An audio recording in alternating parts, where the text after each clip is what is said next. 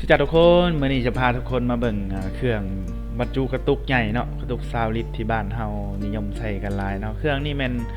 มันจะบรรจุได้ประมาณ100กระตุกต่อชั่วโมงเนาะเครื่องนี้คิดคนและออกแบบโดยบริษัทเวียดอานของพวกเฮาเองเนาะถ้าว่าทานได้เนาะมีโรงน้ำดื่มอยู่แล้วเนาะ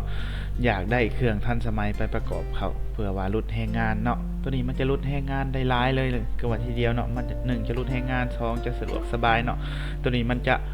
บรรจุแล้วก็อัดพาเองด้วยอัตโนมัติเนาะถ้าว่าท่านได้สนใจเนาะเครื่องแบบนี้ไปใช้ในธุรกิจของท่านเนาะไปนำใส่เข้าให้ทันสมัยขึ้นตื่มสามารถสอบถามรายละเอียดได้เนาะที่เบอร์โทร02092414141หรือว่าท่านใดอยู่เขตใกล้เขตเคียงหรือว่าไกลไปไกลมาเนาะอยากมาแวะเบิ่งเครื่องอยู่ของการก็มาแวะเบิ่งได้เนาะของการของเฮาแม่นตั้งอยู่บ้านห้องสุภาพเมืองไซเศรษฐานครหลวงเวียงจันทน์เนาะถ้าว่าท่านใดไกลไปไกลมาเนาะก็แวะมาเบิ่งมาชมเครื่องได้เนาะทางของการเฮายินดีต้อนรับทุกท่านทุกคน